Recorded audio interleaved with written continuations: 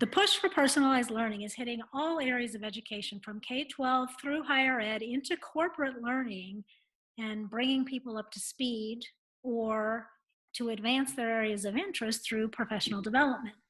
Alex Horvath is an example of a student who's been taking advantage of personalized learning since he was in high school, really. Is that correct, Alex? Yeah, I would say so. Yeah. Have you actually ever heard of the concept of personalized learning before I started talking to you about doing this interview? I would say conceptually, yes, but I not necessarily like in a formal setting. Like I understand what it is, but I haven't really, you know, talked to people about it too much or had any like professors or teachers or anybody of that nature bring it up in conversation. And that's actually not too surprising because it really is a new concept, even though it was kind of born in the era when you were in high school, and it's something that you kind of um, naturally navigated into. It's not something that's really talked about as a thing, or it's just beginning to be talked about as a thing. So I'm curious, though, knowing now what you do about personalized learning and what it is, do you feel like maybe it has an ability to have a positive impact on learning for people of all ages? Or tell us a little bit about your experiences and what your thoughts are with regard to them. Um, so I think for me, with my personal education experience, probably like the biggest frustration that I have with it is that um, personalized learning wasn't really involved at all as far as like your general education, um, you know, K through 12, up through college, um, all of those, like in most of your, if you're talking about like, elementary, high school, and then university, um, personalized learning is not, it's nearly non-existent. And where it's existent, it isn't specific enough, I don't think. Um, so I guess that's kind of how I feel about it and my personal experience with it. You were actually one of the students who took advantage of a little bit of what we would call personalized learning at this point, even at the end of your high school career, because you did have some classes, a few online classes right at the very end of your high school career, and you were also dual enrolled in college, which, as you were saying, personalized learning, I still don't think I would agree. I would agree with you that I don't exist that I would agree with you that I don't feel like personalized learning exists at this point to the extent that it should. But having taken part in some of the groundwork or the very introduction of the personalized learning to incorporate some different things into a traditional high school program, um, do you are you feeling like that was something that was valuable for you and you would like to have seen more of that? Is that a fair statement? Yeah, I think so, but also just different as well. Um, I think that is probably this is kind of a tangent, but I think what we're seeing now in education, where people are able to like, you know, customize or be personalized with their education, like with what I did, where it's, instead of me just doing normal K through 12, like I was able to be like, okay, well, I want to dabble in college courses and do these online courses. I think that we're going to see people wanting it to be even more personalized than that, where people will be studying what they want to study a lot earlier and skipping over a lot of what we do now into K through 12. Um, I don't think education will be the way it is at all. And like when I die, it will be completely different.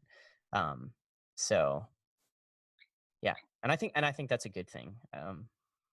Yeah, there's actually a lot of discussion about how we're right at the cusp of potentially a major disruption to the type of learning that's existed for a very, very, very long time in with the dawn of the internet and the ability for people to do a lot of learning on their own and research and pulling topics back in and things like that. So uh, there seems like there's a trend at this point for sort of creating an avenue for students to branch into things that are still get the same kind of conceptual learning, especially at a younger age, but then as they get older have a little more control of their learning and be applying some of the basic concepts to things that they're really interested in. And so like you, I'm hoping that we really do make a move in that direction. So it's interesting that you bring that up. I know, with you kind of in higher ed, when you went into higher ed, you started out kind of in the traditional classroom atmosphere, went from more of a personalized environment back into a traditional environment when you first went in to start your college degree. And I'm wondering, was that challenging or frustrating, or did you even think too much about that shift back into a more traditional environment when you had to make it? Um, I mean, I don't necessarily think it was frustrating. uh, Maybe more challenging, but I don't know. Maybe not even more challenging. It's just different. In some ways, it's easier. In some ways, it's more difficult. I think um, being in being in an actual setting with people is definitely, all other factors aside, if we're just talking about environment, the traditional learning environment is a better place to learn. And I would say that's just strictly based on being in a collective group of people that are aspiring to learn the same things. So when you're with a group of people in person that are, you know, trying to learn the same things that you are, it's just a much better environment than doing an online class because you don't have that human interaction. Um, you know, but on the flip side, you know, it didn't give me as much freedom to learn about other things that I wanted to learn about, right? Because I have to go, and, there's just a lot more that comes with it in that sense. So, yeah. So now with the dawn of Web 2.0, which is really even probably more recent than when you were doing online classes, now that there's a lot more opportunity for collaboration and for, even if kids are not specifically in a physical classroom, a lot of assignments and things can be set up to you need to collaborate, you need to, get into a space where you are sort of learning with other people, although they may not be in the same physical room. So that might be an advantage or a newer an option that's available now that would enhance the type of learning that it would seem that we're moving towards. Would you say that might be the case, or that might have been helpful to be able to do something like that? Yeah, I think that is true. I mean, even in the past like 3 years from when I started doing online classes to now, they've become a lot more, I don't know, just like in depth with the way that you communicate with your teacher and with other students, which is cool. But I still don't think that there's anything. I think that those are good steps, but I don't think there's anything that can actually replace, you being in the room with like-minded people and learning on certain subjects. Just my personal opinion. I don't think technology will ever um, necessarily remedy that. Maybe like VR in 20 years will be good enough to where you won't really know the difference, but there will still be like that physical, like touch element too that won't exist, right? So I don't know. That's, not that's like more indirect, but um, Well, and in some classes, in some subjects and things, it's very difficult.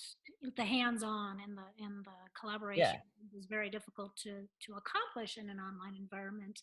And it'll be interesting to see what kind of technologies come forth in the future that maybe would enhance, even in, like you were saying, because currently the classes in the last 3 years you have had have been in the higher education system, right? And yeah. mhm. So yeah, and so you you had some online learning in high school, you went back into a traditional classroom. How did you land back in more of an online environment again? What happened there to sort of cause another shift, yet another shift in the way that you attacked your learning plan? So, I mean, really, just freedom is probably the main reason I would say. Um, the ability for me to control um, when when I would engage in my classes rather than having to be, you know, in a physical location. So I was just kind of like talking about how physical location is so important. But the learning that um, I guess I kind of just like shifted my priorities to do a different type of learning and focus my physical energy, not in a college classroom, but in like a more vocational setting. Um, and I wouldn't have been able to do that if I would have been in, the traditional college classroom that people have been going to for the past, 40 or 50 years or whatever. That's why. Yeah. And so to kind of give people who might be listening a little bit of background here, you were in the online classroom. You had an internship over the summer up in Nashville where you were working with a music management company, and then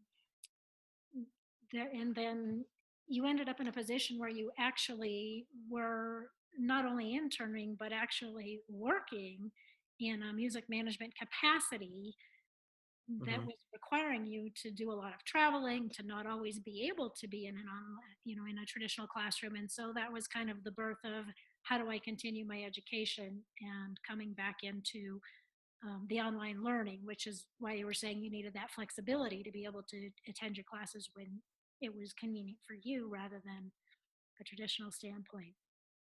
Okay. Yeah. Yeah, that's exactly it, right? I couldn't do both. And so I just put more eggs in in the hands-on like learning portion of it. And so I was just like, well, I'll sacrifice not being in a physical classroom so I can get out and be doing these things that I really want, to be involved in and doing. And so that's where that choice came from. And so we're a few years down the road now. You've, because you're basically working full time, you've also had to sort of stretch your time, the period of time that you're looking at as far as trying to complete your degree. But the band is now signed with a major label. You're out there working with them. You still have your degree going part-time. You've been doing some marketing and some personal growth things on the side and creating your personal brand, and you're a pretty busy guy. So I'm curious, do you think the flexibility on the road that that you've had and that you've been able to take has given you an opportunity to grow in ways that you wouldn't have been able to do if you were kind of in the traditional 4 to 6 year classroom? And even though maybe it's been a little bit of a struggle, do the benefits outweigh the struggles? What's kind of your wrap up as far as where this has taken you, and what value or what things you feel you might have missed out on by kind of taking this road less traveled? Yeah, I mean, I wouldn't obviously it has like its share, struggles because um socially, whatever, like on a bunch of different levels, but I wouldn't trade it at all. I think that I have an extreme advantage over people that would have done like strictly conventional. Um like an extreme advantage because the things that I've learned, I know that nobody can teach, like nobody could get up in front in a room and teach me about how to do them and handle them. Maybe like, how to um like on a very like structural level, like, this is what you do, this is how this is going to go, but dealing with there's a huge difference between that portion, where it's like, okay, we can lay out like all the things that are going to happen, and then actually learning how to deal with them, like in like an emotional and like, personal sense too. And that, that's not even covering like all of the, like leadership and other like sorts of things that I've had to tackle that, I wouldn't have had any chance at, getting in just like a normal, I guess, a more conventional, or what, we're calling conventional, but will be like a thing of the past, I think, eventually. So, yeah. Yeah, there's a lot of talk about that. Where are we going with education and what is conventional going to look like in a few years? Because, right now, standing on the kind of a spot where there's a potential major shift coming into place and trying to consider the pros and the cons, and how do we need to shift education to try to account for things like the social interaction and the collaboration and things like that. So interesting to hear a story from someone who's kind of been living it before it was really a well-known thing. And so if you could think, or if you had a word of wisdom or any sort of maybe advice to give somebody who's coming up a little bit behind you, and maybe looking like at how to navigate some different things as they potentially head into a college career, is there anything that you could think of that you might want to sort of give them as food for thought? Yeah, this is kind of ambiguous, but I would say that I wouldn't like put too much weight on um doing anything the way that people say that you should do it, right? So, if you're somebody who doesn't, I mean, maybe you're just like, well, why am I even in college, or why am I doing this, or why am I doing that? Those are okay questions to ask yourself. And there's not really like a certain way that you have to go to accomplish what you want to accomplish, and it's okay to like, go the wrong way for a little while or whatever. Don't um yeah, don't just do something because you feel like you have to. So, and don't be afraid to fail. That's probably the two biggest things I would say. I So, I think that's an important point, because today there are so many opportunities. It used to be that there was K-12, and then there was college. And that yeah. was about, that was really your only learning path. And at this point in time, with the advent of a lot of different ways for online education and a lot of different learning opportunities, as well as, internships and actually working in a field where you're gaining skills in a much different way, opportunities out there are endless. So, knowing that there is no perfect or right path. There Yeah. might be certain skills or certain different classwork, to put it, in an old-fashioned term, type of a thing that you would need to get where you want to go, but there's no rules about how you actually get there. Yeah, and of course it varies, right, too. Like, I'm in a unique situation where like, you know, it doesn't, like, it truly doesn't matter for me.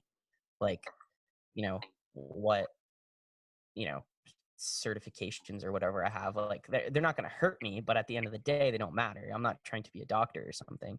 But what I am saying is, like, if you are a doctor, like, don't, or you want to be a doctor, you want to be a lawyer, the more unconventional you are about the way that you learn, the more attractive you are going to be to people this day and age. So if I want to be a doctor and I spent, you know, I don't know, most of my college career overseas, or like learning another language, or just doing things that most other people aren't doing, then I'm going to have, um, an advantage vocationally, but more importantly, I'm just going to be a more developed person. And that's kind of like what I'm saying is like, don't be afraid to just like, you know, go for whatever you're interested in, and bring it into like whatever you want to do vocationally as well.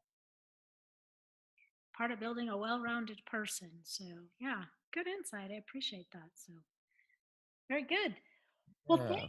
thanks for talking to us and sort of giving us some insight into, the path that you followed in your learning career. And I know that, you're still working your way through finding that final landing place. Well, I mean, yeah. Well, learning's never over, right? I'm going to be learning until I die, and probably, hopefully, I'll be learning more as I get further along than I am, now. So, Good point. Life is a lifelong learning process. So It is.